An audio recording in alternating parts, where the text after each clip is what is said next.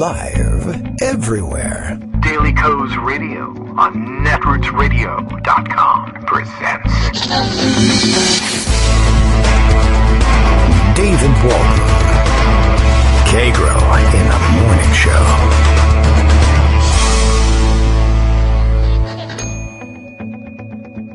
Now, here's David Waldman.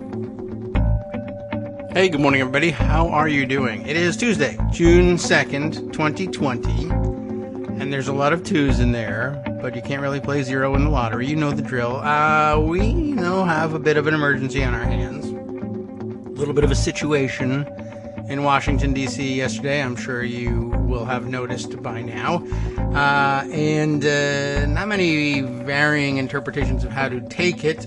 Just a lot of questions about what anyone is going to be able to do about it at this stage of the game. We'll have to give that some thought and some analysis. I don't believe we're going to solve the problem on today's radio program. We can discuss the dynamics of it, certainly round up some of the news.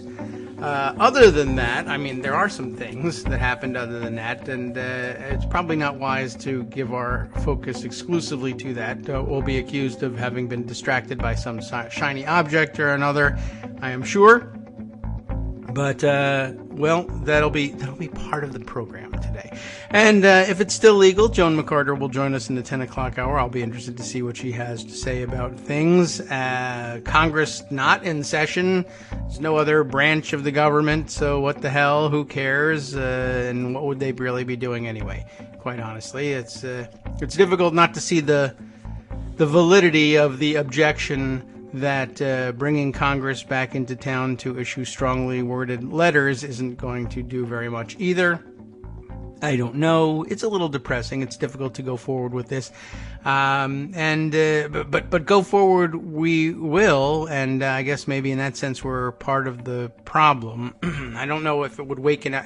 We don't have enough listeners who would be awakened to the dangerous new reality by not going on here, I don't think. But it's one of those situations, something we've been talking about for a long time, both here on the show and for many years prior to the beginning of the radio show and podcast. The theory that, if you wake up in the morning and the TV works and the stores are open, and for a long time the stores were not open, and now the stores are open again. But if you woke up in the morning and the TV worked and the stores were open and stocked, and they're out of toilet paper still in many cases, but things would be deemed to be okay by the vast majority of people in America, and I think we're watching it happen at the moment. As I used to put it, the shorthand for it was, of course, as long as there are 31 flavors at Baskin-Robbins, everything's fine. A lot of people watch the stock market and think that's the economy. I watch Baskin-Robbins. I don't know why. They're sort of outdated. It's an archaic sort of ice cream chain, though they continue to expand. 31 flavors is usually plenty, but somehow that seems paltry in the consumerist America of the day. I don't know. I'm not certain what there is to learn from these ice cream folks. Well, let's see. Bill is still around. It's still legal to feed squirrels and to tweet in the morning about your favorite podcast, even if that's not this one. We hope so. Anyway, Daily Co's Radio is live now. Kagro X, that's me, David Waldman. That'll be my nom de guerre, I guess, once that breaks out. Not a very good one, really, honestly. I think if you get a chance to pick a new one, I'll try to think of something tactical and cool to scare the pants off of Tom Cotton. It's always a good idea to scare the pants off of people. I'm not really sure what you get out of that, but, it's said to be a good thing, and I don't know. It'll throw him off, I would guess. He's part of the problem as well. But he says, Bill says, Daily Co's Radio is live now, and me, David Waldman, Kagro, recalls the good old days when presidents didn't hide in bunkers and could cross the street without tear-gassing American citizens. It's true. I just saw our friend Scott Charles living through these days in Philadelphia, the city of brotherly love, and saying pretty much the same thing, accompanying his tweet with a photo of that other guy who was president, Barack Obama. He was immediately prior to the one we have now, and headed out from the White House to grab lunch at a I don't know what we'll say, a local eatery. I'm sure he just went to I think went down the street to a sandwich shop or a Starbucks or something. I don't remember where he went. I'm old enough to remember it. I just don't. That's one of the problems with it. I'm old enough to remember it, but that's why it's so astonishing that I have no recollection. I do. I don't know where he went to eat, but he didn't need a police escort to do it. Yesterday's press event, photo op, really extraordinary on a number of levels, not just the fact that, it signals like martial law and the end of the American era or whatever, things like that, small things that bother people, but also the necessity of clearing the way with tear gas. I mean, if you're going to clear the square, and I agree that if, in normal times, if the President of the United States is going to make a visit to St. John's Church, the Church of Presidents, they sometimes call it. That's because presidents sometimes go there. Trump doesn't, but I think he went there once because he heard that's what presidents do. Now he's been there twice. Not a regular churchgoer, but okay. But if you're going to make the trip over there, the area's got to be secured. That's what the Secret Service typically does. Of course, there were demonstrations there, and so there were some additional complications. But so, he's been threatening martial law and crackdowns against protesters for the last couple of days. He called for a MAGA night at the White House, but he didn't get anybody there. Nobody showed up. That was the first observation. And so he's called the police and National Guard and Secret Service and even military police in to do this for him. The church, St. John's, apparently now in the light of day, we were able to tell that the church was in fact damaged. That is said to be the case, damaged in the fire from the previous night, although it's, by no means destroyed. The building, I believe, has some damage, and they boarded up the windows and doors and such. But, I think they can, up until yesterday, I guess, I thought that they could fix it up probably just fine. It was a shame that it was damaged. I don't think it was an intended target of the fire setters, even if we assume that they were outside agitators to the outside agitators, for instance, is one way you might put it. But I don't think that they were actually targeting the church. Anyway, I don't know. I guess Trump thought it was symbolic. He's been screaming throughout the pandemic, which he's finished with now, by the way, that we have to reopen the stores, for one thing. That's so we all know that there's 31 flavors. The TV still works, but they had to have the stores open before they did this, right? So anyway, that, and he wanted all the churches open. Remember, we're going to have them open for Easter, and then we're going to do something else, and then this weekend they should all be open, or else I'm going to overrule all the governors if they don't do it. All sorts of things. The churches were somehow important in his figuring. I guess a virtue signaling to the evangelical base. So we'll go to a church. It's close by. Plus, it gives us the opportunity to blow up a lot of people or tear gas them and force them to bend to our will. And then I will walk right through where they just were because of the phalanx of cops that will surround me. And then they did do that. And there were some interesting photos that came out of it. What was curious at first to me,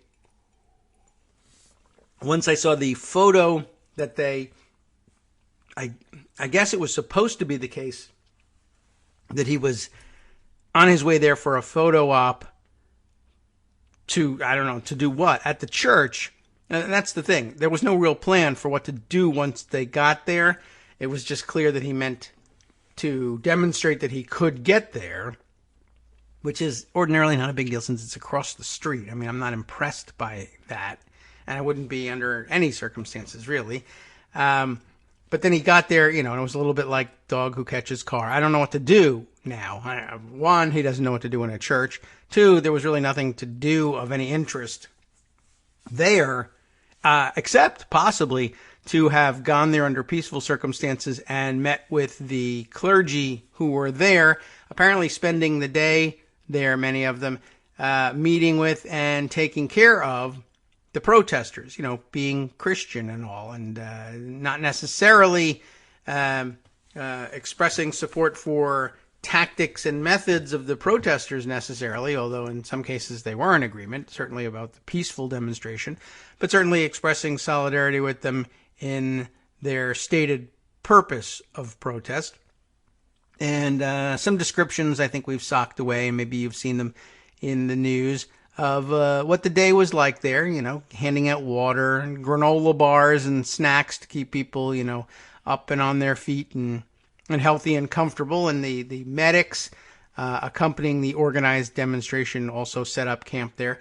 And all of them were driven off for this photo op, including the pastor who was there at the time, apparently, along with everybody else, gassed and driven out by the police so that the area would be clear for Trump to go over and hold up a Bible. And the most awkward looking moment, whether you saw the photo or the videos, I mean, I don't even know what to tell you. The best description, a lot of good descriptions from our Twitter friend Grudging One over the last day or two. Oh, and by the way, I think I meant to give, I miscredited one of yesterday's Twitter comments, one of the finer Twitter comments, and now I can't recall exactly offhand which one it was.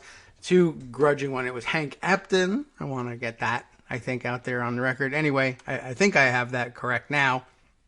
Probably just screwed that up a second time. But Grudging One noting that it's like the most awkward looking video. And, I think he just tweeted out the video with the comment, like, just do what normal people do with books, So he's like standing there. He doesn't open it or anything. And I believe in the picture where he's just holding it up by, at the side of his head, essentially. It's upside down and backwards, so he's not even looking at that. He didn't open it or anything. He didn't say, this is an historic Bible preserved by, he should have made up a story, preserved by this church since the Civil War. It was Abraham Lincoln's Bible. He got it from George Washington. Some kind of story, you would have think, to accompany that, maybe. But no, he just like stands there. He's very awkward. And even this, that's why I guess the people went with the still photo. But others have pointed out that, the more dramatic photos and the photos that he's probably more interested in seeing circulated are the photos of the police standing to either side. Forming a wall on either side, almost like some sort of honor guard at a wedding, or maybe, I'm sure in his view, that wouldn't be a very happy time. Might be more along the lines of his fantasy runs along the line of forming a gauntlet for him to run out the tunnel into a football stadium through. Cops on either side with the shields and the riot gear just cleared a huge, massive path for him, and they're so proud of, it looks like, what they've done. Or, the president is going to have to secure the area. And I am curious whether any of them were disappointed in him or in themselves after having done that, to see him walk over to the church only to hold up a book near his head. And, my message to you tonight is, here's a book. Gotta go. That's all he did. He didn't say anything. And in fact, the only verbal exchange that there was, I understand, was a reporter reporter's looking for the story here. The story so far is they gassed a bunch of people, shot at them with rubber bullets, which is a misnomer. By the way, I guess we should spend some time on that one day. Rubber bullets, there's rubber on them or incorporated into them, but they're, I think, rubber encased metal. Some of them are huge. Some of them are wooden pellets. They're not really super comfortable. They look actually like the kinds of things if you saw them, displayed, and there are places where you can see them displayed, they look like they would do some significant damage if they were fired at you from out of a gun, and they do. You've seen the damage and you've seen the pictures, no doubt. So there he goes. He gets there, and the reporter is like, okay, so the president had the police anyway, clear out the square and gas everybody and push people and shoot them with rubber bullets so that he could get to the church. And, well, so far I can write down that he held up a book. I assume it's a Bible, but I better just check because I'm a reporter. But more to the point, why are you holding that Bible up? And so he asked him, is that your Bible? Because that would make a story. I came over here with the family Bible to, symbolically demonstrate that the presidency is behind law and order so people can worship freely and exercise their First Amendment rights or something, even though I violated all the First Amendment rights of all the people who were out here protesting. For him, that's no problem to plow past that. So, is that your Bible? And Trump says, it's a Bible, which is incredible. I don't have a Bible.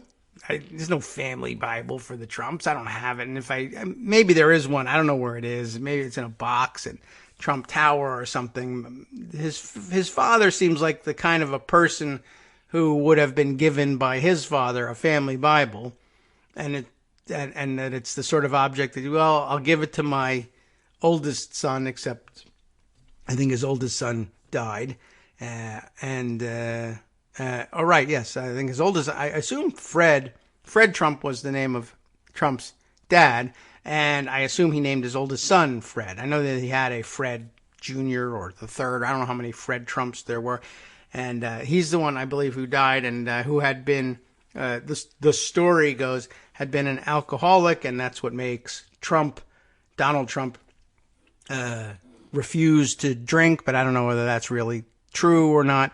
But anyway, Fred Trump's family was the one that Donald Trump, I think, refused to provide for, essentially, once their father, Fred, his brother, died. He's a prince. Anyway, so family Bible, whatever. He doesn't have one. He goes over there and now he has the picture taken, and I love that exchange. I did see, I think John Aravos is circulating that. I thought the transcript of the exchange with the reporter and John was saying, I thought this was a joke, but it turns out that this is really what transpired here. Is that your Bible? It's a Bible. So where did the Bible come from? And the answer, as I read it through some of the things I've socked away in Pocket and elsewhere, and I hope they're all there like I think they are, so I can prove to you that they're real and show you the tweets in which there are either links or screen caps or comments that I can point to and say it's not just me making it up. The problem is, of course, the church was damaged and was closed to the general public, and the doors and windows, I don't know, I guess not all of them, doors and windows were boarded up.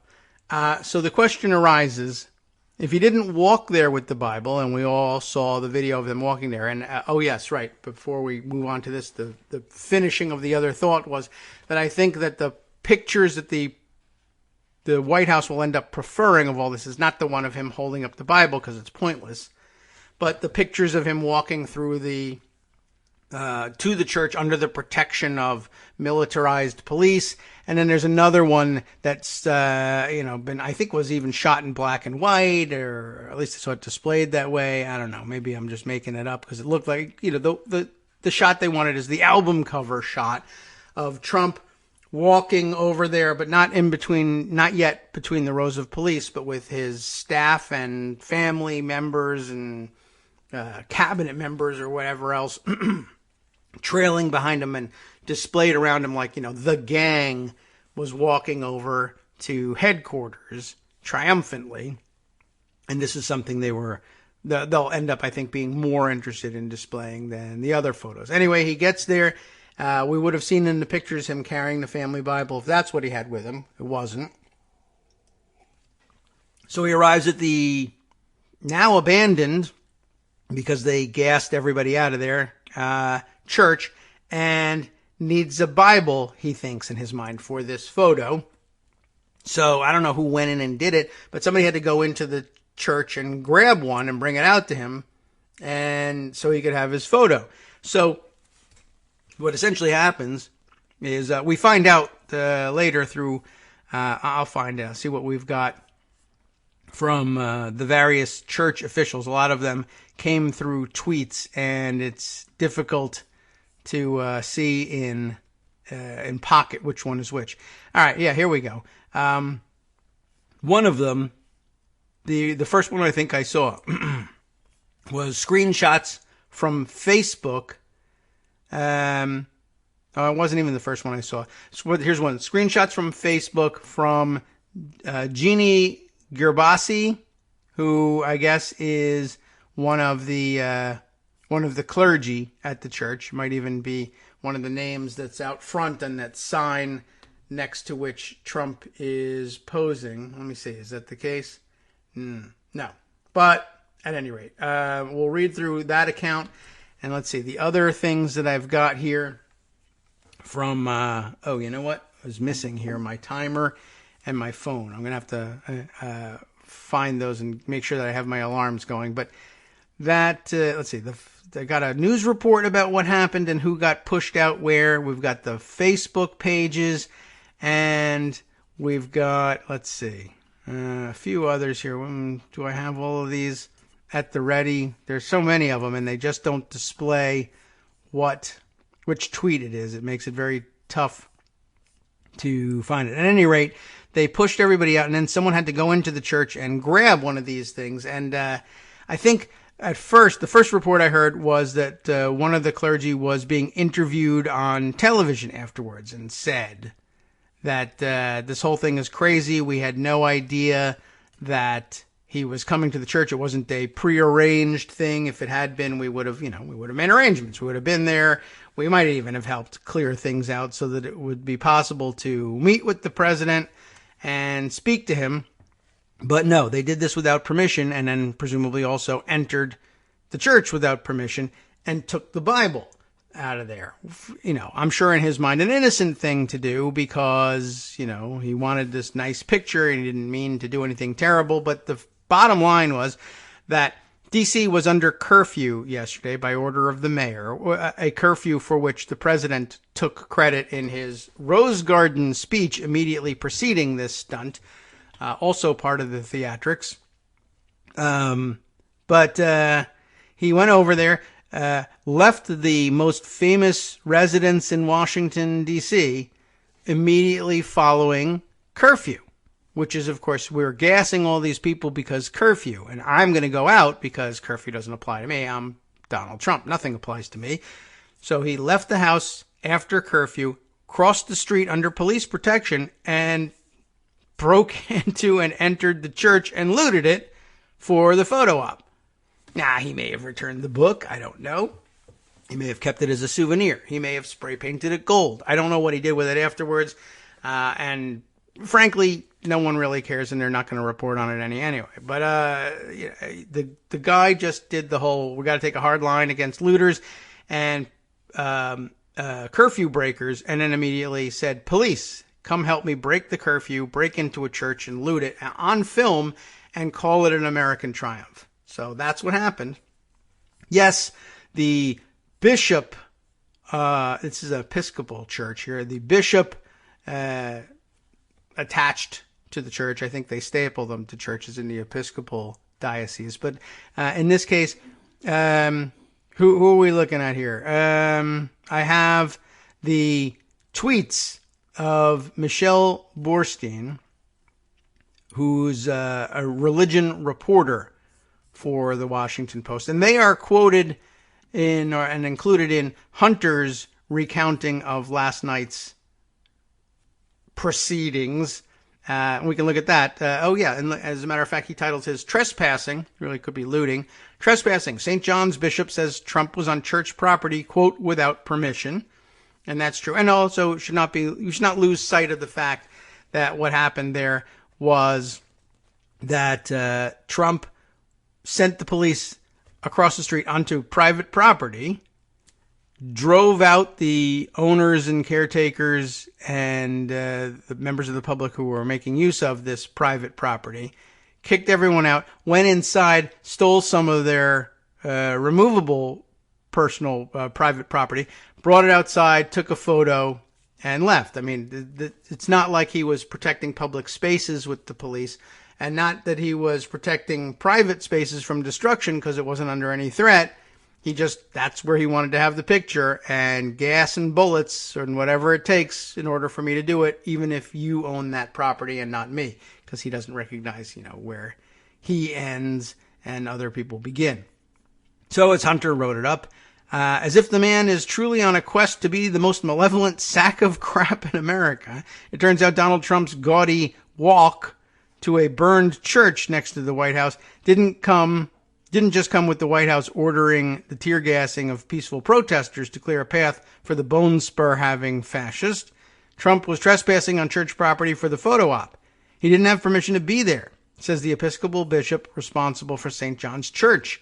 In a CNN appearance, Bishop Marianne Edgar, I don't know how she pronounces the last name, Bud or Buddy, B-U-D-D-E. I'm going to go with Bud for the moment, but I should have listened to the CNN appearance to figure that out. Well, she blasted Trump for the grotesque stunt. Let me be clear. Ooh, she learned that from Obama, I think. The president just used the Bible, the most sacred text of the Judeo-Christian tradition, as at one of the churches of my diocese, without permission, as the backdrop to a message antithetical to the teachings of Jesus and everything that our churches stand for. I'm outraged, she fumed. The president did not pray when he came to St. John's, nor did he acknowledge the agony of our country right now. So Trump was trespassing on church grounds after tear gassing the crowd that had peacefully assembled there. So where did he get the Bible anyway? Did he loot it from the church? And the answer to that is obviously yes. The bishop also spoke to a Washington Post reporter saying, I am the bishop of the Episcopal Diocese of Washington, and was not given even a courtesy call that they would be clearing the area with tear gas so they could use one of our churches as a prop. And that is indeed what they did. The tweets are embedded there. You can get the idea. We have our first break coming up. I guess after that I can share with you the Facebook posts screen capped by another reporter of another member of the clergy who was indeed on the grounds at the time and can describe exactly how things were going there and what the police did to clear the way. And from there, we can move on and discuss other angles of this, the larger implications, some actual other stories that are still happening. There are such things. We still can't clear the way. They can't tear gas the pandemic away, but people aren't paying attention to that one. Some good comments that really seem to drive that home I can share with you after this break as well. Good time for me to go and find that phone. Hi, it's me, David Waldman, your host for Kagro in the Morning, and I've learned that I either need to update these announcements more often or stop saying that the announcements are brand new. What's not new is that this message, too, is a call for your support in keeping the Kagro in the Morning show on the air. My thanks go out to all of you who do support the show through your donations. The stats say that Kagro in the Morning fans download our program about 2,000 times each weekday, but our donors make up only about 8% of our daily listeners. Patreon.com, Patreon.com, makes it simple to make easy, secure, recurring monthly contributions to support our show. Patreon.com/KagroX gets you straight to our donation page. If we're helping keep you sane during the Trump era, consider what that's worth. $1 a day? 50 cents? One thin dime? We do about 20 shows a month, so pick a number, do the math, and head to Patreon.com/KagroX to let us know. Thanks again, everyone, for all your support.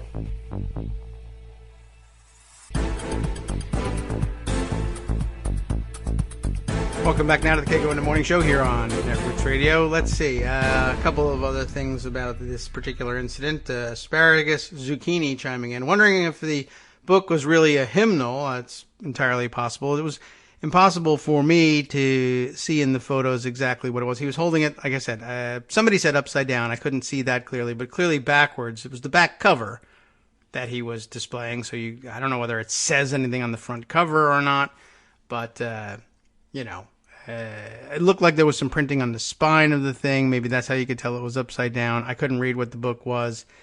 Whatever. That's maybe the less important, although it could be a funny twist on things, especially if he retrieved it himself and has no idea. Here's a book. It's in a church. It must be a Bible. And again, that lovely exchange.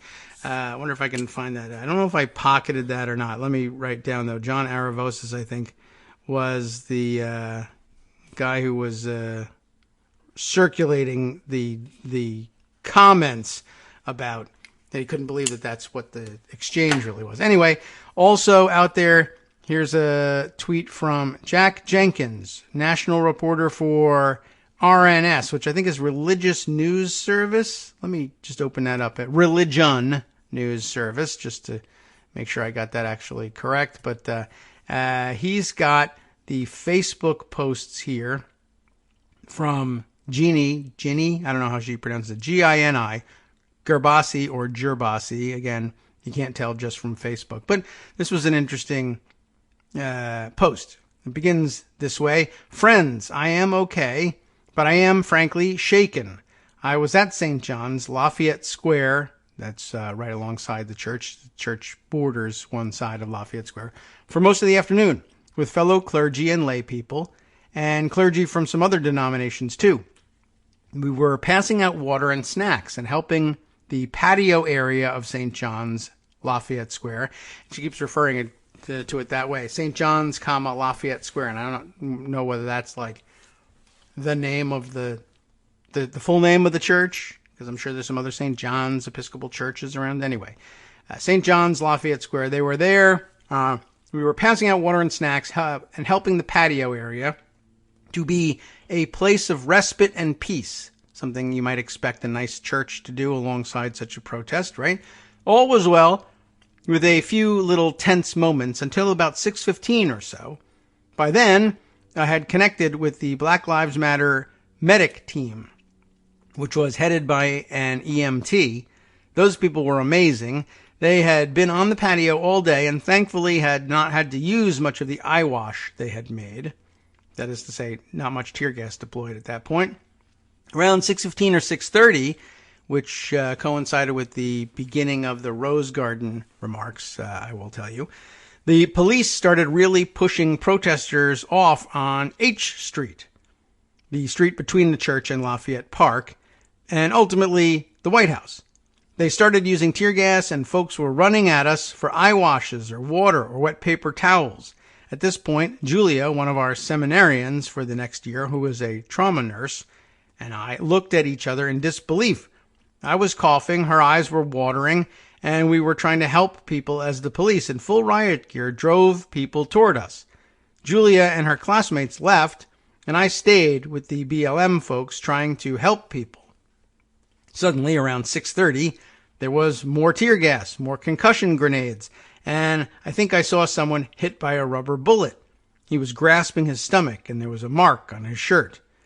The police, in their riot gear, were literally walking onto the St. John's Lafayette Square patio with these metal shields, pushing people off the patio and driving them back. Now, what were they doing there? Of course, that was the private property, and I'm sure the police didn't care. And I could see where in well, I was going to say the proverbial fog of war, but I guess it is the actual fog of war. They're not going to pay attention to who owns the property under an open space like a patio, but they should be, because that's supposed to be the idea of what police do, but not this time. So people were running at us as the police advanced toward us from the other side of the patio. We had to try to pick up what we could. The BLM medic folks were obviously well practiced. They picked up boxes and ran, as I was so stunned, I only got a few water bottles and my spray bottle of eye wash.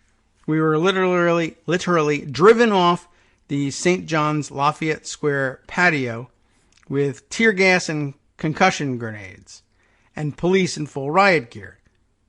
We were pushed back 20 feet and then eventually, with so many concussion grenades, back to K Street.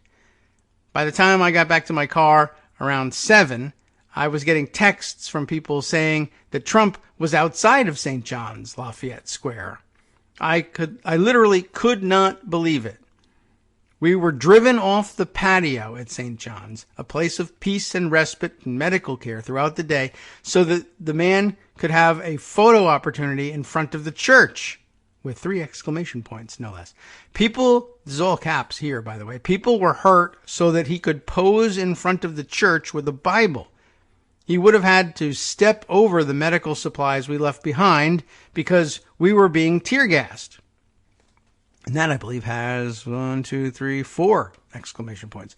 Back, though, to lowercase text as appropriate. I am deeply shaken. I did not see any protesters throw anything until the tear gas and concussion grenades started. And then it was mostly water bottles. I am shaken, not so much by the taste of tear gas and a bit of a cough I still have, but by the fact that the show of force was for a photo opportunity. The patio of St. John's Lafayette Square, she loves going through the whole name, had been holy ground today, a place of respite and laughter and water and granola bars and fruit snacks. But that man turned it into a battleground first and a cheap political stunt second. I am deeply offended on behalf of every protester, every Christian, the people of St. John's Lafayette Square, every decent person there, and the BLM medics who stayed with just a single box of supplies and a backpack, even when I got too scared and had to leave. There's a bit more here. I am okay, and I got to switch frames here to get to the rest of it. I am okay, but I am now, she says, a force to be reckoned with.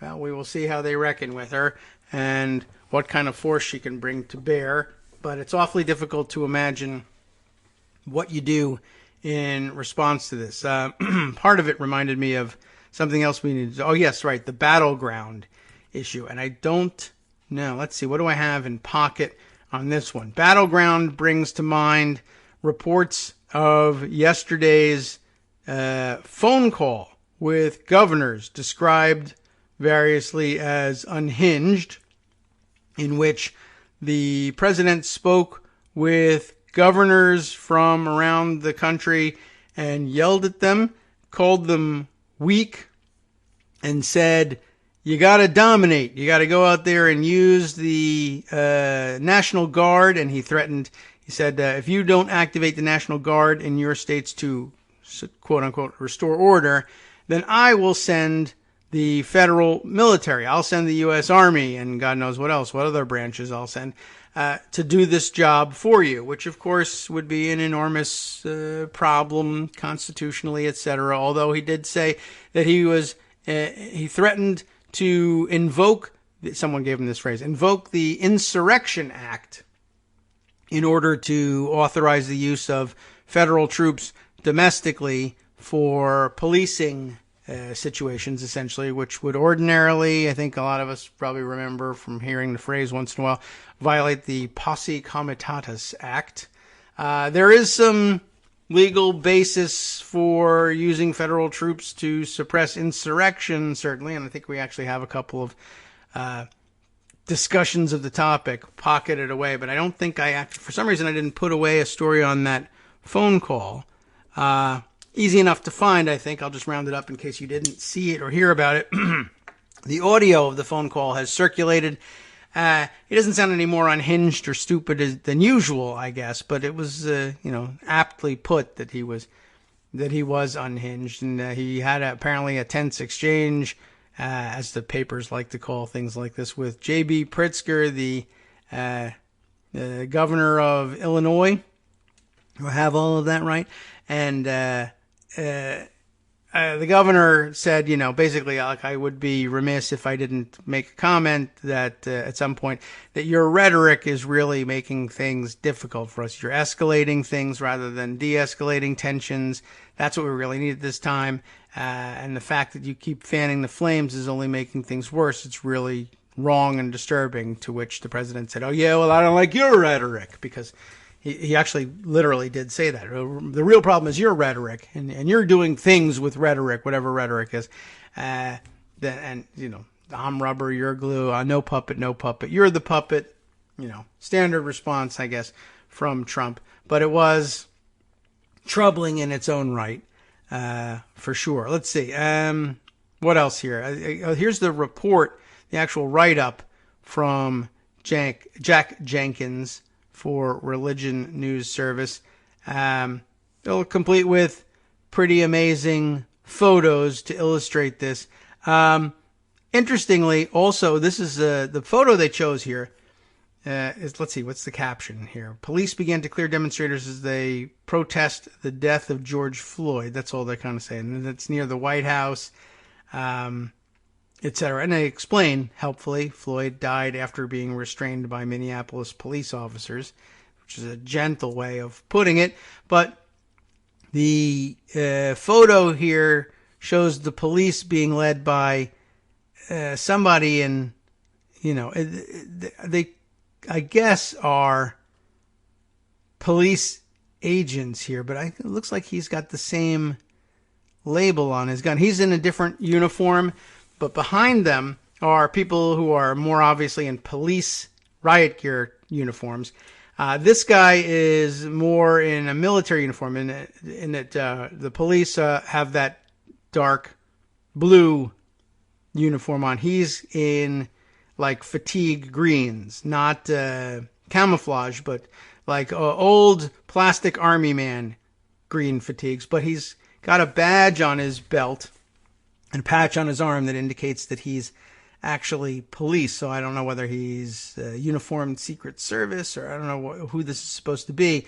But here's my fear. I also see a label on his gun here, which I don't know whether that's, I don't know exactly what's attached to the weapon that he's gotten. Maybe this is a, pneumatic gun to fire the rubber bullets with.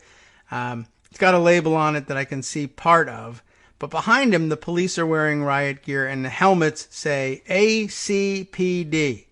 That would be, I believe, Arlington County, Virginia, Arlington County Police Department. Apparently, I did read yesterday, saw it tweeted out there, and I'll have to look for those tweets now, that Arlington County responded to an emergency call from D.C. for police backup, and through an emergency procedure, mutual aid agreement between D.C. and local jurisdictions, the police from Arlington County were dispatched for what they thought was, peacekeeping outside the White House, extra security outside the White House. And then I read later in the day that once the Arlington County Board of Supervisors members found out how the Arlington County Police had in fact been applied, that they had been sent there with riot gear and were used not for shielding the White House from unruly protesters, but rather for gassing and pushing out protesters and clergy from St. John's so that the president could have a fake photo opportunity. They were furious, and they immediately recalled the police, which, too late or whatever. But I'm glad that they at least did that. And there's going to be some tense discussions, I think, between Arlington County Police leadership and the Arlington County Board of Supervisors in the days to come. And I think they're going to be very interested, the board members, in expressing their disappointment in the members of the department who were there, and not exercising enough judgment to say, that's not what we're supposed to be here for, and we're not participating in that exercise. But I also don't think that the president or the White House gave the police any real indication of what it was they were doing and why they were being asked to do it. They were just ordered to do it, and they are kind of used to doing things. And they figured the president and the White House are ordering it. It must be important and legitimate. Even though I think at this stage of the game, you can probably always, level-headed people should always assume that if Trump and the Trump White House are ordering it, it may have no basis in reality, and you really need to ask questions about every single thing he's doing, and you should know that by now. But they don't. Anyway, I think this guy in green here, though there's nothing else identifying him that I can see, it looks like there's a label on this device on his weapon that says, I think I can see an AC on. So he may also be Arlington County Police Department, which is also disturbing and weird. Not sure what this attachment on his gun is. It kind of actually looks like a laser sight, but then there's some gas lines and dials attached to it. So there's some sort of pneumatic device, and that's probably gas or paint pellets or something like that. Anyway, I don't know that we're going to really need to read the full story. I just was interested in the photo that accompanied the story. I think we got the gist of what Jack Jenkins was sharing with us when he shared the Facebook posts. All right, let me dive back in here and see what else I have to share with you. Another good comment. Here's another good Twitter comment from, let's see, I don't think I'm familiar with this person. Just a random comment, but that's what Twitter is good for here. Well, how would you say this name? Grosdorian. I guess Grosdoriane. You tell me how you might approach pronouncing it. Anyway, I just thought this was interesting. There's, I guess, an internal dialogue happening all across America now. This is not what America is about. America is about, and then asterisks to indicate action here. Opens history book. Uh-oh. Frantically starts flipping through pages. Uh-oh. Oh, no. No. Oh, uh-oh. Yeah, it kind of is what America is about. But, you know, we know that and most people don't, I think, is a fair way of expressing things. All right, let's see. Other items that I opened up here for sharing. I guess we'll just flip through these so I can get rid of some of the tweets that I had open I wanted to share with you. News from Philadelphia. I did see Scott Charles sharing and commenting on this, but the original tweet from Josh Albert, a blue check-marked fellow who identifies himself as professional waiter, occasional politics, gossip, and activism reporter, with bylines. Let's see, of the ones I recognize, Philly Magazine, Daily Beast, etc. And he's got video to share with us that he helpfully labels. There are now 2 all-white armed vigilante groups roaming Fishtown, I guess a section of Philadelphia. I would think of a different name for it, but I suppose it was a practical one at some point, and it stuck. Roaming Fishtown with the blessing of the Philadelphia police, using their Twitter handle, Philly Police, in case you wanted to look in on it. I did see a couple of photos that Josh circulated earlier, but here's the video, and it is, in fact, large-ish group of what appear to be all white men, sort of roaming the streets rather casually dressed, but about 60% of them carrying baseball or softball bats, and they are softball players, I think, these guys. They've got some aluminum bats handy, so they're roaming the streets, and I guess it's better than being armed with guns. It's a lot easier to stay in control of. I think somebody's got a golf club. That's interesting. So that's nice. And a few people with bicycles. I was going to say, I assume that they were actually trying to be out riding their bike or were just walking along for the picture, but I also have been seeing bicycles used as barriers, shields, weapons throughout the protests as well. So not sure exactly what he's up to. Josh continues by saying, update, the armed white vigilantes were allowed to attack a reporter. And he's retweeting one of his own tweets here saying, reporter just got effed up in Fishtown, where the armed white vigilante group is being allowed to roam the streets. And he is embedded here, the tweet from John Ahrens, Ehrens, a producer of WHYY Radio Times.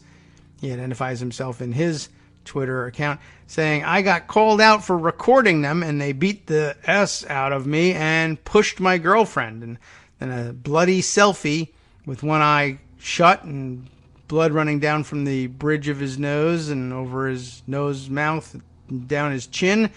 Very grim-looking situation. A lot of beating up of reporters going on in the middle of all this. And a lot of people noted the obvious and probably intentional irony of Trump in his Rose Garden speech saying, we're out there to protect your rights, especially and including, he says, your Second Amendment rights, but skipping right over the First Amendment rights. We're going to go violate other people's First Amendment rights because we love your Second Amendment rights. And of course, he doesn't love any rights at all. He just knows that it turns people on in his crowd to say Second Amendment rights about things. So whatever. But speaking of Second Amendment rights, a second update from Josh Albert includes this note. They organized this with police. That's how he knows that they are doing it with the blessing of the police. Armed white vigilante group in Fishtown was earlier taking group photos with cops and allowed to be on roofs with assault rifles. And as proof to, I don't know whether these are Facebook or Instagram grabs, look like it might be Instagram in this case, from the user Hard City with an underscore there, maybe even 2 underscores if you wanted to look it up on Instagram. Hard City, I guess one of these AR-15 having paramilitary live-action role players. There's photos of 3 of them, one in actual skinny jeans as well. This seems to be a thing, but they're black skinny jeans. 3 guys on the rooftops doing the whole thing with the AR-15s, and 2 of them have AR-15s, and one of them has a scoped hunting rifle. And the guys with the AR-15s are doing the full costume thing. They've got the harnesses and are holding them in that weird muzzle down pose with the fingers out, although one of them doesn't have the finger out, but I don't think he's got his finger in the trigger guard either. The other one with the gloves, because you got to have gloves on to shoot an AR-15, because otherwise you're not really cool looking. You know the drill. So that, plus a photo of them taken from above, maybe by one of the people up on the rooftop.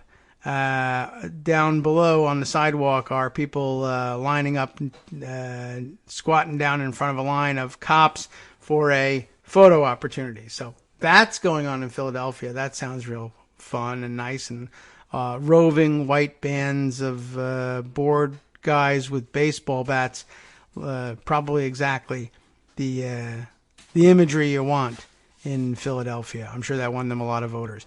All right, so we have that one. Some good comments also, again, from Grudging One, who made this 2-tweet comment, which I thought was worth sharing. The people saying Trump treats the presidency like a reality show are exactly correct. He literally thinks being president is just going on TV and performing. That's why he did this event yesterday, right? The only thing he does between episodes is watch people dissect his episodes on TV and then plan the next show.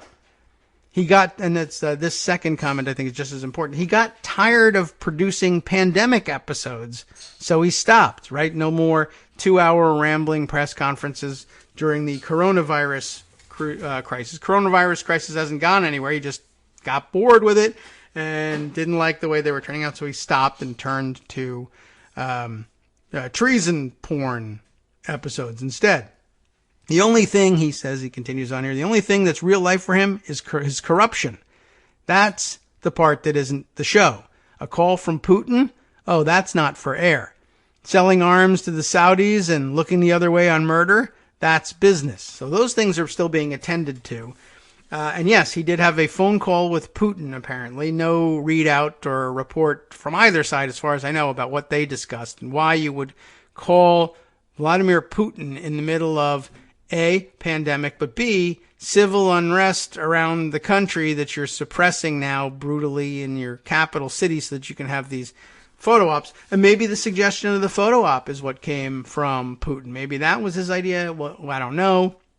It's just sort of interesting as you think things through, especially as you read through, like, say, the constitutional definition of treason, right? Where treason, they were pretty strict about it. So, what was it?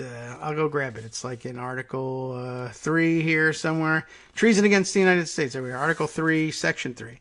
Treason against the United States shall consist only in levying war against them. Like, say, for instance, sending military to clear people out in violation of their First Amendment rights, pushing people off private property, gunning them down, what have you.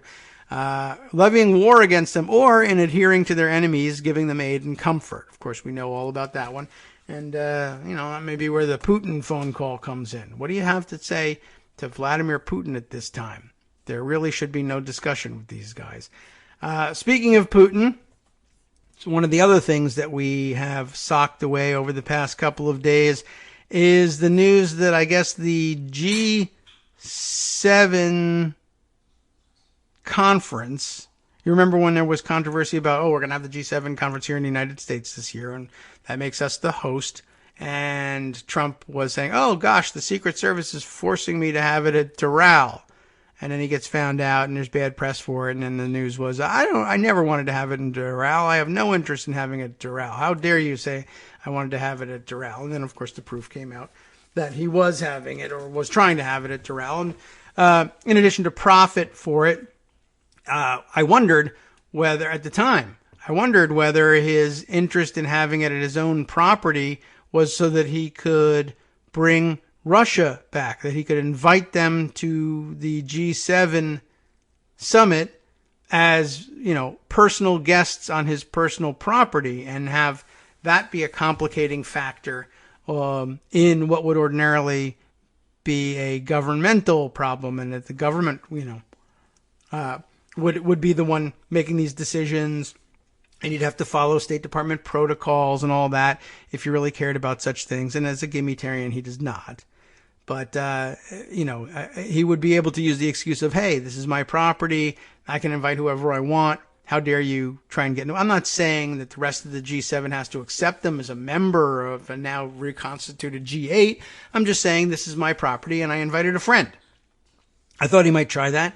And apparently he is trying to do that. I saw, I think actually the first report of it I saw was in Raw Story, which was a little unusual. And I don't even know whether they were relying on other reports or not, but this is actually a Bob Brigham story in Raw Story.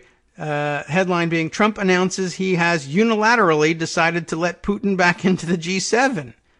And it's actually the G7 summit, according to this report. But yeah, President Donald Trump announced on Saturday that he intends to let Russia attend the next Group of Seven summit. Since 2014, Russia's membership in the organization has been suspended. Why? In response to Vladimir Putin's annexation of Crimea. Yeah, the Ukrainian invasion. Oh, yeah, now I remember about the whole thing with Ukraine.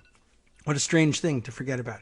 The announcement came from pool reporter Gabby Orr of Politico, who said Trump will also invite South Korea, Australia, and India to the next summit, which he is postponing until September. Why? Coronavirus. But yeah, that's an interesting point too. And I'm sure, I don't know whether he thought he would be softening the blow somehow by saying, well, I'm inviting lots of people. And he actually makes what might, in the hands of a more competent president, who didn't think was corrupt in every single thing he did, might have passed muster in terms of an excuse for it. Here, embedded in the story, are Maggie Haberman tweets in which she says via pooler Gabby Orr, Trump made some news in which he permitted us to use on the record about the G7. You've heard the news, of course. More via the pooler. I don't feel that as G7 it properly represents what's going on in the world. It's a very outdated group of countries, and that in which he's got a point.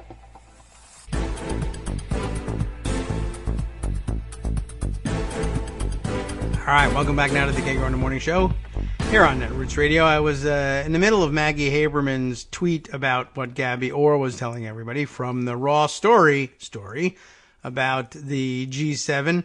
But yeah, there's something to that. His comment, his garbled version of it is, I don't feel that as a G7, that is to say, I guess if you were cleaning up the quote, I'm not certain what he's actually saying, or what he thinks he means here. I don't feel that as a G7 it properly represents what's going on in the world.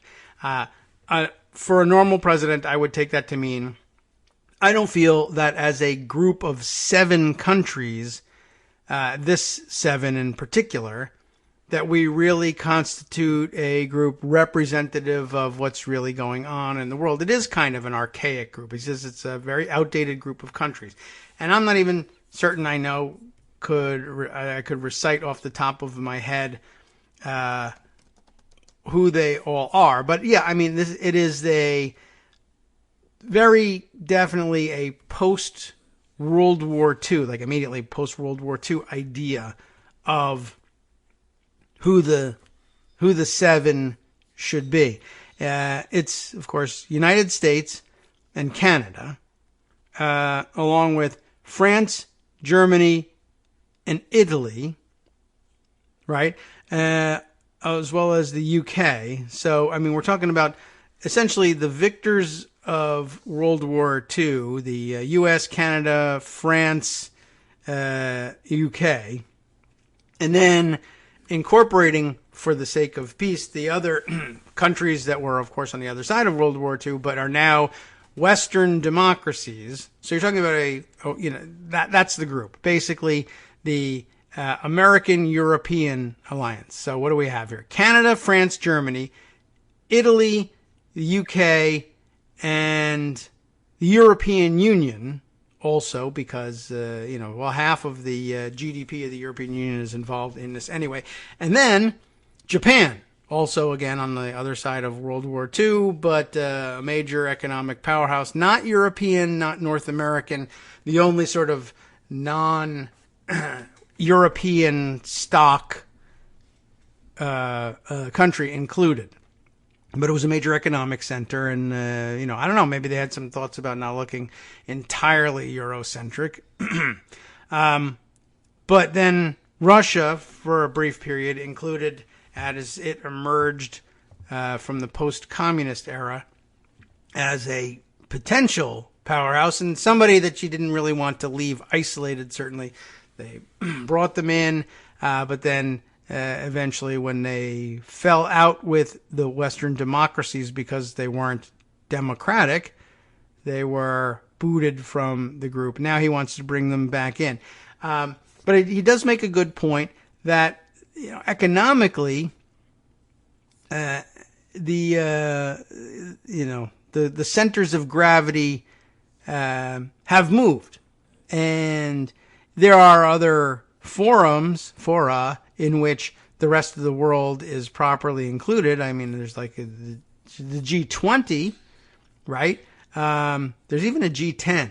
I didn't even know about that. That's not sort of a international diplomatic platform so much as a currency trading platform. But the G20 offers a wider circle. So, I guess in the sense where we thought he had this point of like, oh gosh, he really should be expanding the circle to bring in South Korea, India, and what else did he say in the story? Let me go back to it.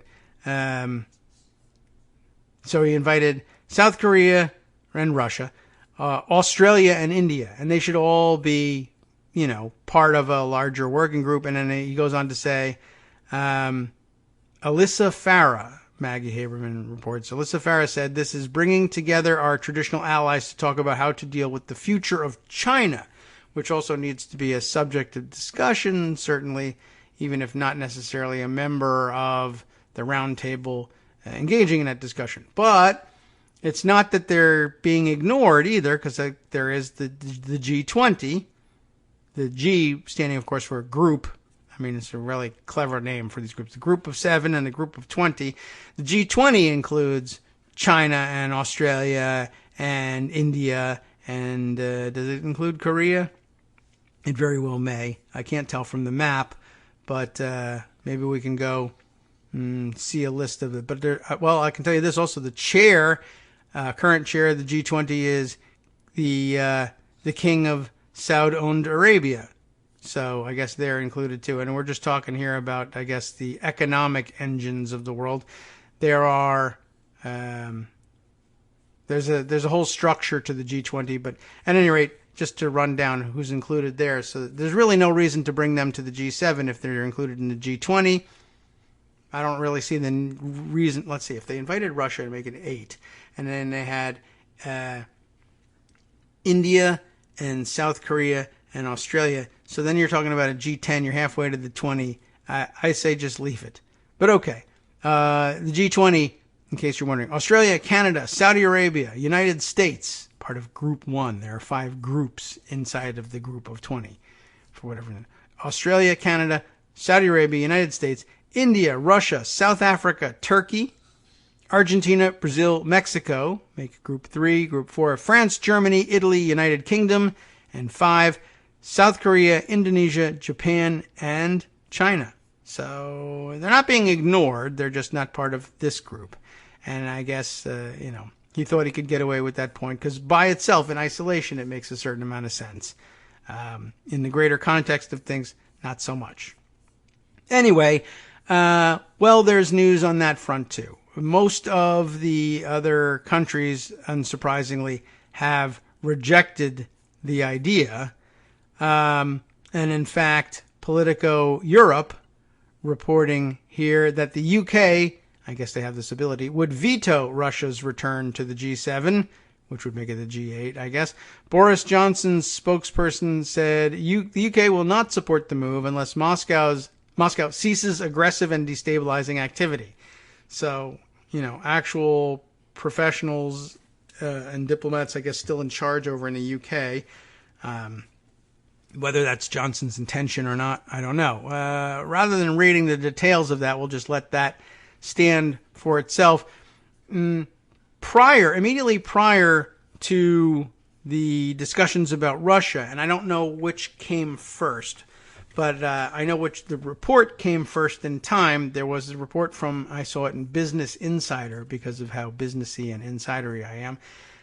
Trump reportedly furious that Germany's Angela Merkel turned down his G7 summit invitation over coronavirus concerns. That was what happened first. That happened on the 29th of last month, obviously, because we haven't gotten to the 29th of this month yet. And it made sense all by itself, and I'm not certain whether she... okay. So this is an interesting chronology. We just heard in the first story about how he's inviting Russia. We just heard offhand that Trump was hosting it but was postponing it until September. Which I'm sure when it was announced, he said, "It's my idea. I'm postponing it until September." But in actuality, we now found the background story here probably explains it much better. The story, let's see, is German Chancellor Angela Merkel has turned down President Donald Trump's invitation to the G7 summit next month, Politico reported. In other words, he had not yet delayed it, and it was scheduled to take place on July 7th and 8th. It's a smart thing to do to postpone it, I think. Creates more logistical nightmares, though. I'm not certain that we'll actually have coronavirus under better control in September than we have it now, but we'll wait and see.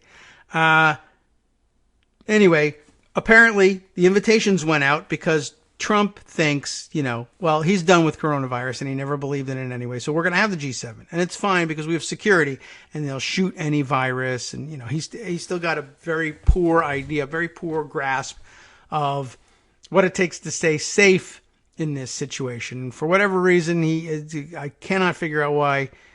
Honestly, and this is a question for the people at St. John's Lafayette Square, why God has not stricken him with the coronavirus yet. But he'll tell you it's hydroxychloroquine and his superior genes. I can't really figure it out. But he's already spread it to Brazil. He gave it to Bolsonaro's entourage and they brought it back with them. And now they're the second leading country in the world in terms of the number of cases. We'll check in on what's happening with coronavirus perhaps later in the show. Anyway, so he said we'll just go ahead with it in July. And apparently the rest of the world, Germany went first and said, we're not coming to your coronavirus is out of control in your country. It's the worst possible place to go. You got literally 1 million more cases than anybody else in the world, and you're still finding more. I think we're going to be bumping up on 1.9 million cases today or tomorrow at this point. And as you know, we're well past 100. And by now, even in the official counts, we're still at 107,000 dead. And I got another article tucked away here talking about excess deaths, and we should probably catch up with that. But they're putting the number at more like 130-something thousand. But officially, no, only 107,000. Not a big deal. The federal chancellor, that's Merkel, thanks President Trump for his invitation to the G7 summit at the end of June in Washington. Interesting. So I don't know when the thing is supposed to go. They say end of June. The story says it was supposed to happen in July for whatever reason. And then, of course, the new news is that he's postponing it until September. But okay, as of today, considering the overall pandemic situation, she cannot agree to her personal participation to a journey to Washington. The report quoted German government spokesman Stefan Siebert as saying, according to Reuters, the White House said that Trump believes there would be, quote, no greater example of reopening, unquote, than holding a G7 summit in the U.S. at the end of June.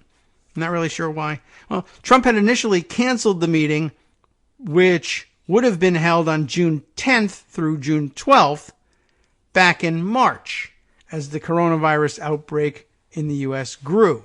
So it's moving all over the place here. Last week, he announced that he is considering hosting it again at Camp David, Business Insider previously reported. In a tweet, he said, "I am considering rescheduling the G7 on the same or similar date in Washington, D.C., at the legendary Camp David," which is not where Washington, not in Washington, D.C., but it's a helicopter ride from Washington, D.C. It's far from Washington, D.C., not terribly far, but it's far. It's a long drive. He doesn't realize how far it is. It's in, what is it? Is it Elkton, Maryland? I can't remember. I think it is. Anyway, it's not that far. I don't know. It's probably, I guess, as the helicopter flies, it might be, who knows, 55, 60 miles, perhaps. I'll check it out for you. But anyway, it's associated in people's minds, I guess, with Washington, D.C., because the president goes there, and we see him get on a helicopter, and next thing we know, he's in Camp David. So, at the legendary Camp David, which he hates, apparently. Other members are also beginning their comeback in all caps. It would be a great sign to all. Normalization. Whatever. Wishful thinking. A senior U.S. official who declined to be named told Politico that Trump and Merkel had heated disagreements on topics including NATO, the Nord Stream 2 gas pipeline between Russia and Germany, and relations with China. During a phone call this week, Merkel said she believes June is too soon to reopen and hold large gatherings since the virus is still circulating, according to Politico. I mean, that's what she said is according to Politico. Politico also will likely acknowledge that the coronavirus is still circulating, but that's not what they meant. Trump was reportedly, quote, furious over Merkel's reluctance to attend the summit, Politico reported. And I don't know whether the discussion was had of bringing Russia back or not, and that they said, well, we're definitely not coming if Russia's coming, or whether they simply objected to the timing, and that made Trump pissed, but he didn't say anything about that, and he just unilaterally switched the time. And all right, if you don't like June, then I'll make it July. And then I guess he must have heard that's too early. All right, September. But he's so furious and he's so angry with Angela Merkel. Maybe all that's not even true. I don't know. But interestingly, then he switches it to September, and I'm sure he's running around saying, my idea. September is the temperatures at Camp David are so much cooler. It's going to be very pleasant. It's totally my idea. Angela Merkel was like, no, it has to be July. We really need to get to this. And I said, no rush. Plus also, I'm bringing my friend Vladimir Putin. That doesn't sound like a good idea. Oh, so also some other countries. They're good too. So we'll see where this goes. I guess they won't readmit them, but then there'll be the question of whether or not Trump feels that as host he has the right to invite as observers anyone he wants. And we'll see. Maybe this is the end of the G6, G7, G8 experiment. After all, the idea is to have Western democracies involved in this. Of course, Russia, not a democracy, and better suited to the G20 where they don't particularly care about whether you're a democracy or not. And it's awkward. It's going to be awkward and difficult, not only hosting a G7 in the middle of the biggest coronavirus pandemic outbreak in the world, but in a non-democracy. It's not looking so good for that for our country and our continuing relationship with democracy. It's becoming a distant relationship, you see. All right, let's see. Other things to discuss, and there are so many. Here's some news from the legal front that we didn't get to cover, and maybe we can come up with a discussion. And this would be a valuable time to bring Armando back to the show to discuss at some point, although I don't know if he's really up to speed on this part. Plus, apparently, he's now busy joining the protests. So that's good news. I think maybe he can report for us at some point about that, even though I presume he has to do so as a simple outside observer and not an official staff member of any kind at Daily Kos. I suppose that still applies. Not really all that important that his status be defined in order to glean some helpful analysis from him. Anyway, this is the story. NBC News reported this in the middle of so much other chaos that it just didn't really resonate. FBI's top lawyer, Dana Bonte, ousted amid Fox News criticism for his role in the Flynn investigation. So another top career Department of Justice official purged, presumably because he wasn't playing ball on the Let's Clear Flynn operation directed by Trader Bill Barr. Dana Bonte, my recollection is, I remember him from the early days of the juggling between the top roles at the Justice Department as Trump was purging and firing FBI directors and attorneys general and acting deputy principal assistant attorneys general, and the whole shift between in the transition to and Sally Yates. But my recollection was that Dana Bonte, when he was brought on, we had some initial fears about him because he appeared to be well grounded in Republican circles, and that maybe he wasn't going to be a good actor in all of this, but apparently he wasn't Republican enough for them in the end.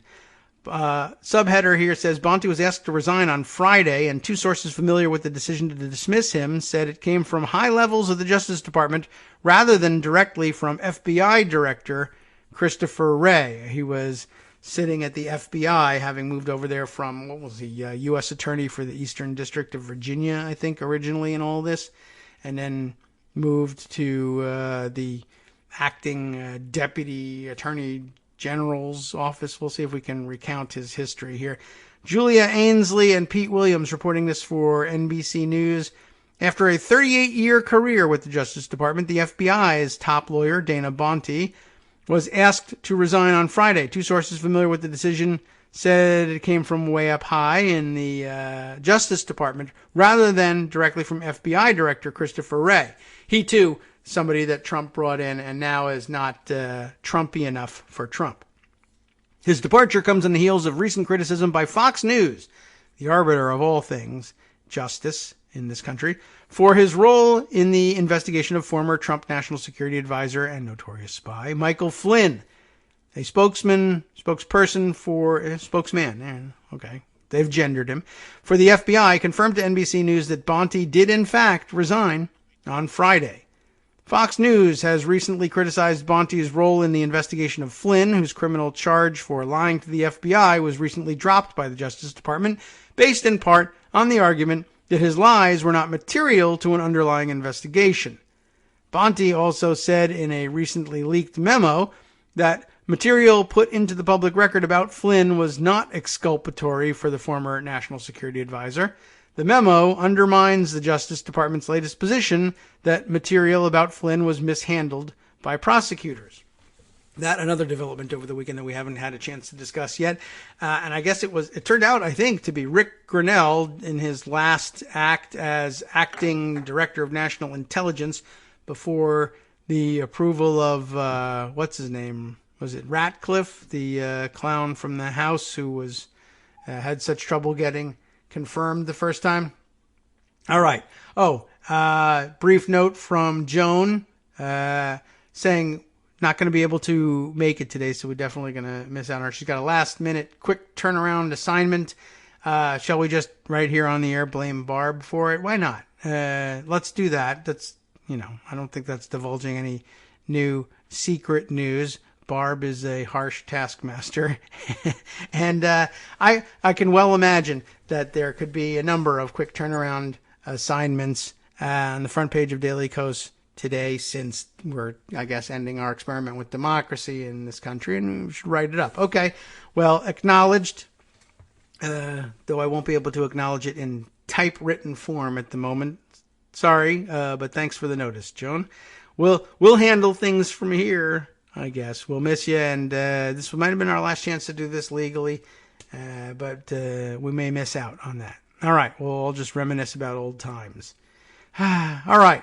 So, yes, one of the other stories over the weekend that Grinnell, I guess, released transcripts of the taped phone calls between Flynn and Russian ambassador Sergei Kislyak, and maybe other Russian officials as well.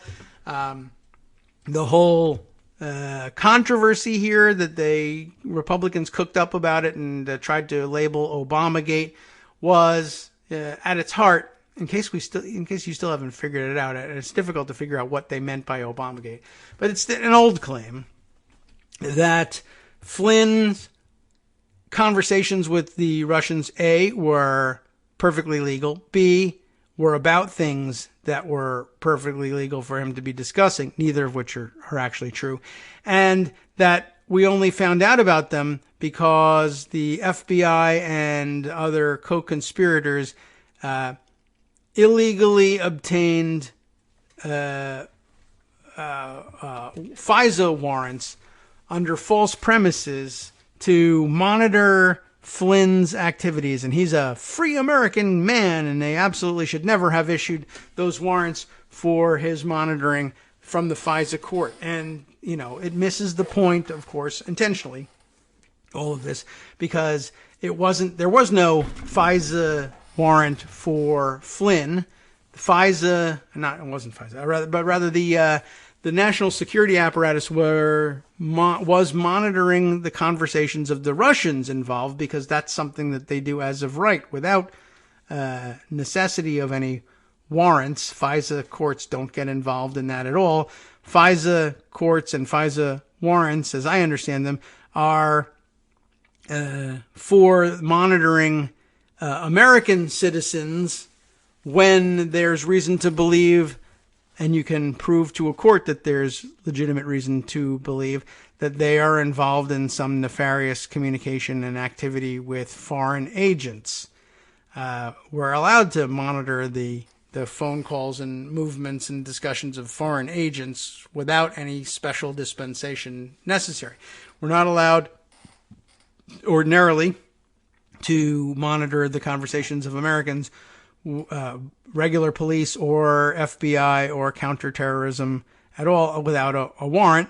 FISA is just the mechanism by which federal courts can, review super sensitive intelligence information that can't be made available to ordinary federal courts in the pursuit of a warrant for fear of national security leaks. They just have the special apparatus set up for us to be able to pull off the super secret stuff. Although that, like I said, the big problem with their story is that didn't happen. Flynn, I was going to say stepped in, but he jumped with both feet into a bear trap that was clearly labeled, and it was clearly labeled bear trap, not free bird seed or anything like that you might have seen from the cartoons. He was once the head of the Defense Intelligence Agency. There should have been no way that Flynn, if he were a normal-brained human being, could not have known that those conversations would have been caught up in routine monitoring by our intelligence services, and yet he went ahead and did all this anyway. So now they're making up a story about, the Obama administration broke all kinds of laws to monitor Mike Flynn because they knew that would embarrass Trump during the transition. And again, there's just no part of the story that actually comports with that belief, and there's no way to make it work. So I don't know. For whatever reason, Rick Grinnell released the transcripts of this thing, and presumably, I don't know whether he actually said they're exculpatory or everyone just said, well, if you're releasing them, they must think they're exculpatory. It may have been both. But then, of course, people read the stories and read the transcripts, and now they see what Judge Sullivan has seen all along, and what made Judge Sullivan at the original allocution and sentencing procedures that ended up getting suspended for Flynn was saying, I don't even understand why the government didn't outright charge him with treason here. What the hell? Why is that not part of the charges? And now here you are asking us to drop the charges entirely. Not a fan, I don't think Sullivan is. And that's still up in the air, that situation. Anyway, they released this stuff. Bonte apparently, I guess, commenting on it afterwards and saying, yeah, that's not what exculpatory actually means. And I guess that raised ire at Fox News. Fox Business host Lou Dobbs said on April 27th that shocking new reports suggest FBI General Counsel Dana Boente was acting in coordination with FBI Director Christopher Wray, both put there by Trump and the Trump administration, but acting with Wray to block the release of that evidence that would have cleared General Flynn. Well, the evidence is out now, and it doesn't clear General Flynn. Wray formally asked for Bonte's resignation, but the decision to end his tenure at the FBI actually came from Attorney General William Barr's Justice Department, which oversees the FBI, according to two sources. So that decision to retire apparently effective June 30th. Hi everybody, it's me, David. Let's change things up from the old fundraising pitch for just a minute and talk instead about how you can be a part of our show. If you've got a smartphone or any other electronic recording device, why not sit down and record a segment for us? Read us an important article and give us your take. Read one of your own original essays, or even just give us your commentary on something you'd like to share that's important to you. Then send the file to me at kagrox@gmail.com and I'll try and work it into the show. Short segments, a few minutes in length, are easiest to fit in. And of course, I can't always guarantee that I'll be able to play everything, but if you've ever shouted at your radio or TV about something you wish was being covered, here's your chance to change that. Make the show your own. Send your submissions to me at kagrox@gmail.com.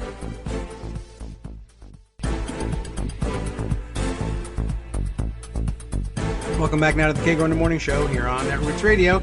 We plow forward here. Let's see, a couple other things. One more thing to note from the NBC News story. There's a correction down at the bottom. We'll skip over the comments from the various people, although I'm sure it's relevant about what a fine public servant he was. I'm not so sure. I don't know that. I didn't follow his career that closely. But down here, there's a correction to the story, which reads, an earlier version of this article misstated the target of FISA warrants signed by Dana Boente. And maybe that had something to do with the fake story, or maybe it comes out. I can't tell what's chicken and egg here, but I actually, if you asked me to guess, I would say that Lou Dobbs and others on Fox News probably have confused this the whole time, and they believe that Dana Boente signed FISA warrants for the monitoring of Michael Flynn. And so therefore, now that we are in Mike Flynn is innocent mode in Trump land and in Fox News, the person responsible for brutally suppressing and harassing him should be fired. That would be Dana Boente. He signed the FISA warrants that had the criminal Obama administration monitoring Mike Flynn. The problem is, of course, a number of things. One, Dana Boente would have been U.S. attorney, I guess, at the time. If I have this right, he would not have been signing FISA warrants. Those, of course, would have been signed, I would think, by members of the FISA court, judges. He may have signed the application, the motions to seek such warrants, and the application for the warrant as U.S. attorney, but he wouldn't have signed the warrant. Secondly, there was no warrant for FISA monitoring for Michael Flynn at all. So that's also a large hole in that story. And then thirdly, as the correction states, an earlier version of the story misstated the target of FISA warrants signed by Dana Boente, which they weren't. The applications would have been signed by Boente, and the warrants involved not Mike Flynn, but Carter Page, President Donald Trump's former campaign advisor, Carter Page, not former National Security Advisor Michael Flynn. So it says the reference to the warrants has been removed, although a good addition would have been, like as I am saying here, it might have been wise to say there were never warrants against Flynn, and Bonte, as U.S. attorney, would have perhaps sought the warrants, but would not have signed the warrants. So the story being circulated by Fox News that says Dana Bonte signed the warrants against Mike Flynn is wrong on 15, 20 levels at once. And the sloppy work is really indicative of the brain power behind this invention of so-called Obamagate, and you could and should, on that basis alone, dismiss the whole thing. That would have been a helpful note. All right, let's see. On from there to other news. I've got, because it's become such a mess, maybe it would be wise to take a look at this. And by the way, here's the update on what Joan is working on. She's covering Biden, who's making comments, a speech about the situation we find ourselves in, I guess. I didn't realize that was going on now. And here, real interesting. There's varying reaction going on here, and so it'll be interesting to see which tack is taken on the front page over at Daily Kos here. But I've seen some, I've seen some differences between the approaches to reacting to Biden, and it seems clear that this is going to fall, I think, a lot. You know what? I think we've been well prepared for this moment and the varying responses to it by Darwin Darko's submission the other day of the piece from The Root, which reminds us, importantly in this situation, I'm like pulling at the collar here, of exactly what's going on here and the differences in the way, the subtle differences, perhaps, maybe not so subtle, in the way a speech on a subject like this, well, the subject being the central subject at hand, race relations in this country and the history of racial discrimination against black people living in this country. I mean, racial discrimination against all sorts of people in this country, but right now, the black community is what we're talking about. And Biden's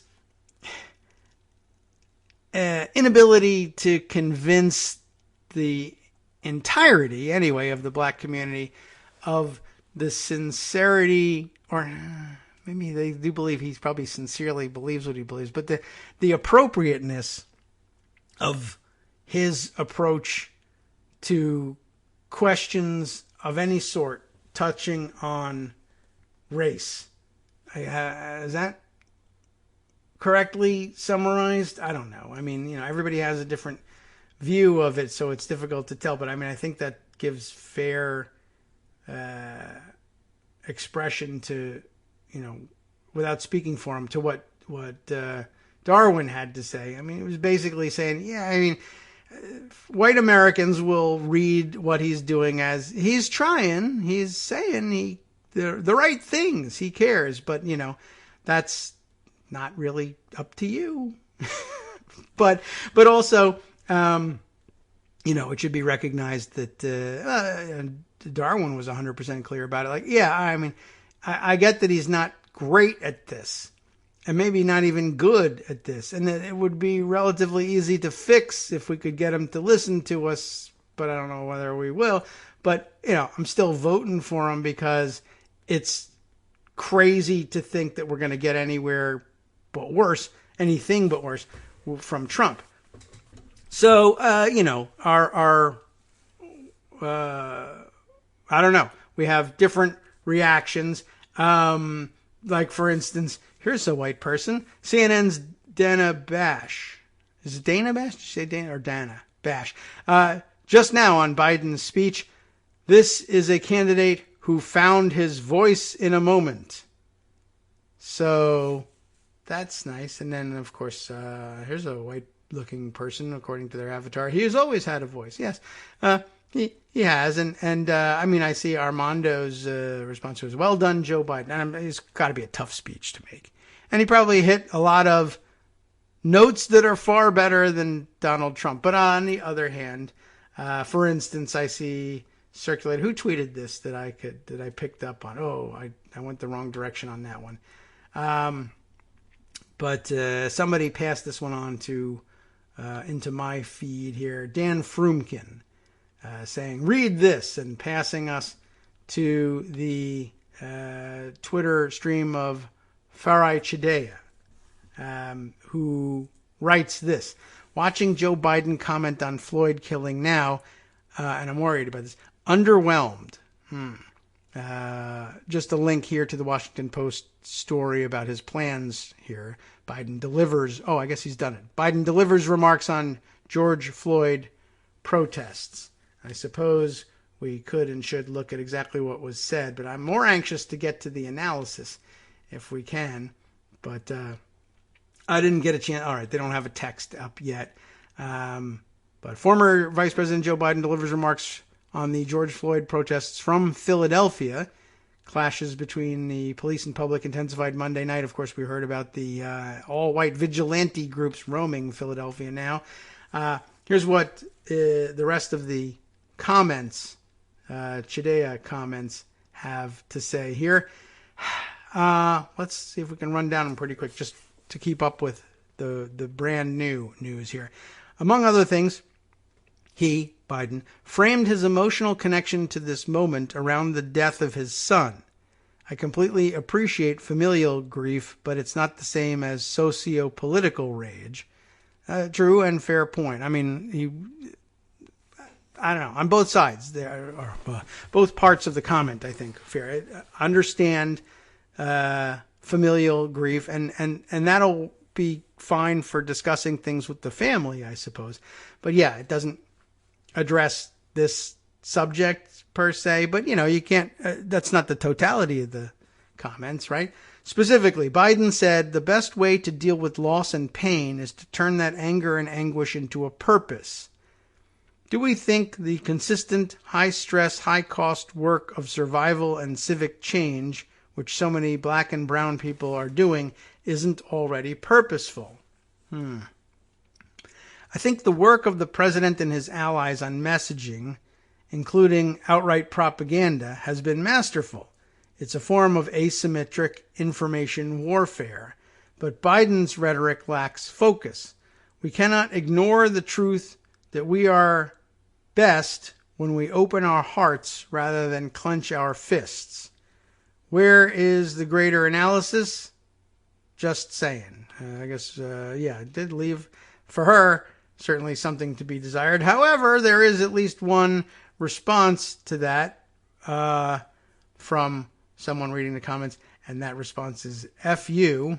So, it's a sensitive time to be critiquing Joe Biden, given what the alternative is. But she's not the only one doing it, and it's interesting to see, and, we've got to take note of that.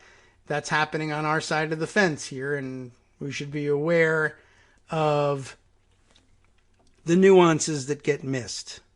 And if we're not, we're gonna keep making them.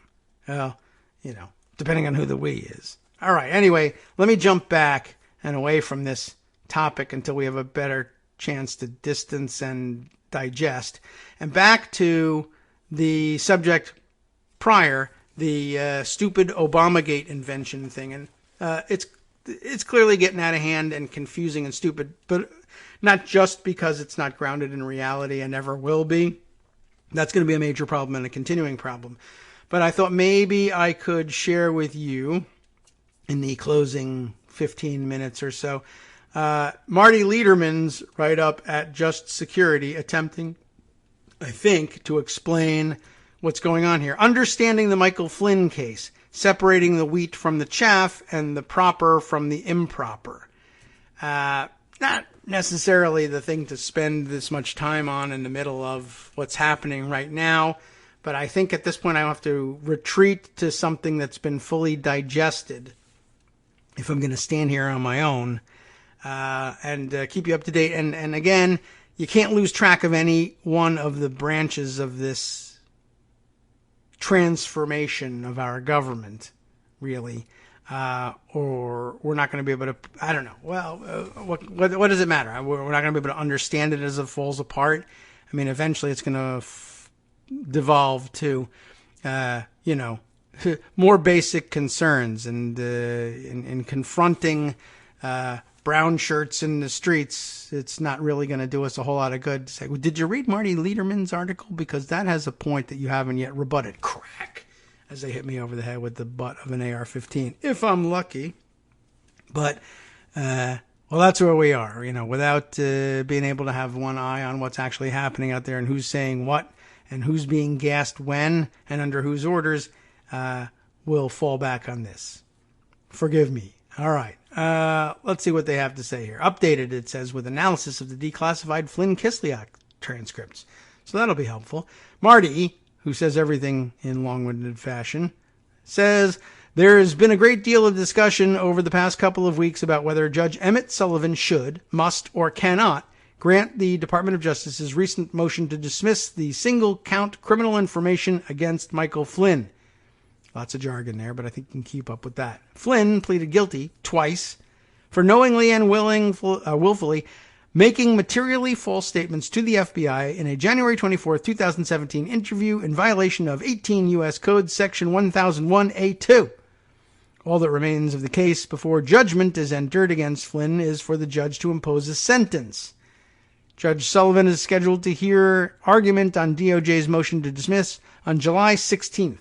In the meantime, Flynn himself has filed a writ of mandamus in the U.S. Court of Appeals for the D.C. Circuit, asking that the court order Judge Sullivan, who's a district court judge and subordinate to the U.S. Court of Appeals for the D.C. Circuit, asking that they order Sullivan to immediately grant the DOJ's motion to dismiss. As you may recall, we left things off on this branch of inquiry with Sullivan having the option open to him of saying, no, although the Department of Justice declines to prosecute this case, I decline to grant their motion to drop it all and might appoint a special master or some analog. I don't know if that's what you would use in this situation. Maybe not. But I'll use someone else to stand in the shoes of the government to argue this case, to argue this brief. Although they can't prosecute him, the prosecution is over. I have his confession. So why can't I just go forward? All right. So, in the meantime, Flynn himself has asked for this writ of mandamus, forcing the hand of Sullivan to immediately grant this motion to dismiss. The D.C. Circuit panel, Judges Henderson, Wilkins, and Rao, has ordered Judge Sullivan himself to file a response addressing that request by next Monday. That would have been yesterday, June 1st. Update, here is Judge Sullivan's brief. We can't just traipse off and read that for you, and I don't know how long it is, but we'll see what he has to say about it. At the end of this article, I'll offer a few thoughts about the merits of DOJ's submission and about the options Judge Sullivan has for dealing with it, but that's not the primary reason I'm writing. Whatever the right answer might be as to whether Judge Sullivan should or shouldn't grant the motion to dismiss the charges against Flynn, the principal purpose of this article is to stress the relative insignificance of that question in the grander scheme of things. Flynn's lies to the FBI in his January 24, 2017 interview were indefensible. In the course of the Flynn affair, that's in scare quotes, however, several officials, including but hardly limited to Flynn himself, have done far more disturbing and damaging things. Many other actors, by contrast, have acted appropriately and in the national interest. Unfortunately, just as with the public's anticipation of and reaction to the Mueller investigation, the inordinate focus on whether a particular individual committed one or another offense under the U.S. Criminal Code is diverting attention from where it ought to be on much more significant matters of constitutional governance. Most importantly, as I'll explain, maybe, we'll see whether we get to it. What's most alarming and troubling about the DOJ brief itself is not that it asks the court for leave to dismiss the charge against Flynn, but that it depends upon the rather shocking view of the Attorney General and the acting U.S. Attorney for the District of Columbia that Flynn's underlying conduct in 2016 and 17 was unobjectionable, and that therefore there wasn't a legitimate basis for the FBI to be investigating Flynn's secret communications with the Russian ambassador at all, even though Russia had just completed an elaborate effort to manipulate the American electoral process in order to help elect Donald Trump. That is rather surprising, except for the fact, of course, that they profess not to believe that such an effort had taken place. So a fundamental disagreement, allegedly, between the DOJ and everybody else. Everybody else says, yes, there was this election manipulation operation. They say, no, there wasn't. So therefore, none of this applies. Now, what follows is an effort to identify and evaluate many of the most important aspects of the Flynn affair, roughly in chronological order, from the summer of 2016 to today. There's no way we're going to get through all of this, but let's lay the foundation and plow forward. First, Flynn's unsuitability to be the national security advisor. Long story short, he's a spy. But put this way, Michael Flynn first came to the attention of many Americans in July of 2016. When he encouraged and led the appalling "lock her up" chants at the Republican National Convention. Unfortunately, that was hardly out of character for Flynn in recent years. He had, for instance, retweeted accusations that Hillary Clinton was involved with child sex trafficking and that Barack Obama was a jihadi who had laundered money for terrorists, which is actually something Trump has done. He accused the states of Florida and Texas of enacting Sharia law. The guy's got his head on straight, right? It was widely reported that as director of the Defense Intelligence Agency in the Obama administration, Flynn was prone to adopting conspiratorial theories that were unsupported by the intelligence and refused to brook dissent. He was paid to work on behalf of a project to promote the prospects of Russian companies to build a series of nuclear reactors in the Middle East and allegedly failed to disclose required details of those arrangements in security clearance applications. Right up to the presidential transition period in 2016 and 17, Flynn was secretly working on a project directed by the Turkish government that included efforts to discredit a dissident Turkish cleric living in the U.S. That's Fethullah Gulen. Gulen, I suppose would be the real pronunciation. I don't know. You know the guy we're talking about. On Election Day itself, Flynn published a column criticizing Gulen and praising Turkey without disclosing that Turkey was behind the effort, something that would later lead to his violations of the Foreign Agents Registration Act, as noted in point 16, my goodness, below. Paul Waldman, not me, has collected many of these and other Flynn issues here in the Washington Post article that he links to. Nicholas Schmidl, Schmidle, Schmidle,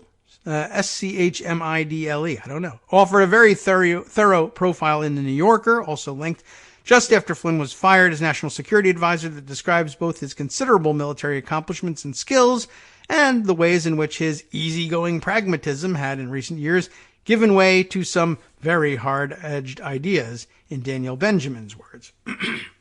President Obama's advice to incoming President Trump was therefore well taken. It was a bad idea for Trump to appoint Flynn to be National Security Advisor in the first place.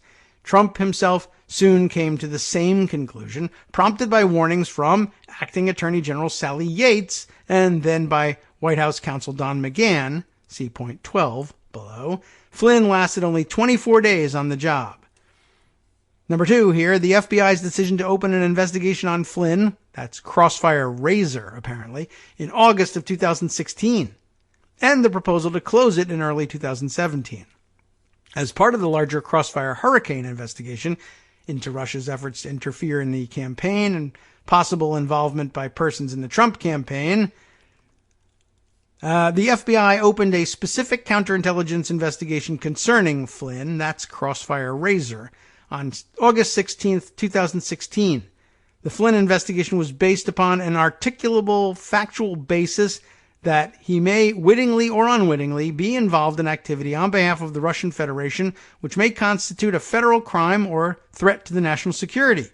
That, in turn, was predicated upon an assessment of reliable lead information, including that Flynn had been a foreign policy advisor to Trump since February of 2016, that he, quote, had ties to various state-affiliated entities of the Russian Federation, that he traveled to Russia in December of 2015, and that he had an active TSSCI security clearance. There was nothing suspect or unreasonable about opening this counterintelligence investigation of Flynn.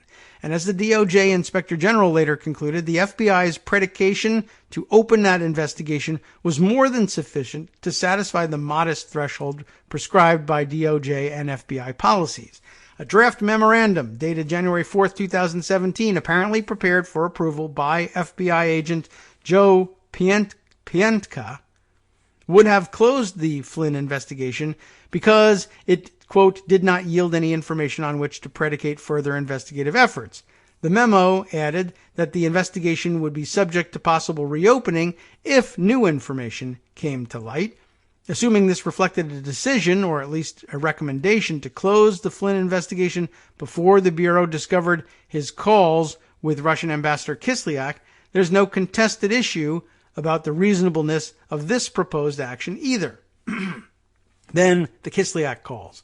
By the first week of 2017, the FBI had discovered the content of calls Flynn had made with Kislyak in the final 10 days of 2016, which are described in detail in the Mueller report. An update here, by the way, after seeing the transcripts. One day after I published this article, the government made most of the transcripts publicly available.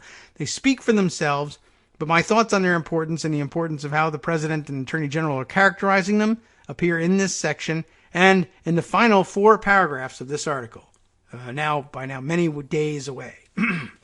Anyway, the first calls occurred on December 22nd and 23rd, 2016. Egypt had submitted a resolution to the UN Security Council calling on Israel to cease settlement activities in Palestinian territory. There were press reports that the Obama administration had decided the U.S. would abstain on that vote. Led by Jared Kushner, multiple members of the Trump transition team, including Trump himself, tried to rally support among foreign government officials to delay the vote or to have their nations vote to defeat the resolution, a course of action that the Obama administration itself did not undertake and presumably wouldn't have approved. In other words, trying to direct foreign policy before he was actually president, which is a problem, etc., etc. Under instructions from Kushner, Flynn contacted Kislyak on December 22nd to request that Russia vote against or delay the resolution. At that point, Egypt postponed the vote, but the next day, Malaysia, New Zealand, Senegal, and Venezuela resubmitted the resolution, and Flynn again lobbied Kislyak to have Russia intervene to stymie the resolution. Russia did not do so, and on the 23rd, the Security Council adopted Resolution 2334 by a vote of 14-0, including Russia, with the U.S. alone abstaining. The second series of calls between Flynn and Kislyak commenced less than 1 week later, on December 29th, just hours after the U.S. had imposed sanctions on 9 Russian individuals and entities, expelled 35 Russian government officials, and closed 2 Russian government-owned compounds in the U.S., all in response to Russia's interference in the 2016 presidential election.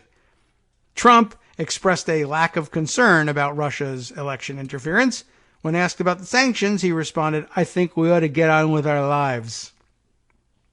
After discussing the matter with members of the transition team, including Michael Ledeen, Barbara's husband, and KT McFarland, Flynn called Kislyak to urge Russia not to escalate the situation in the manner the U.S.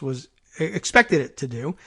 Flynn, at the very least, implied to Kislyak that the Trump administration would be more conciliatory to Russia, notwithstanding its election interference. In fact, because of it, I would guess. And he may even have suggested that Trump might alleviate the sanctions Obama had imposed that very morning.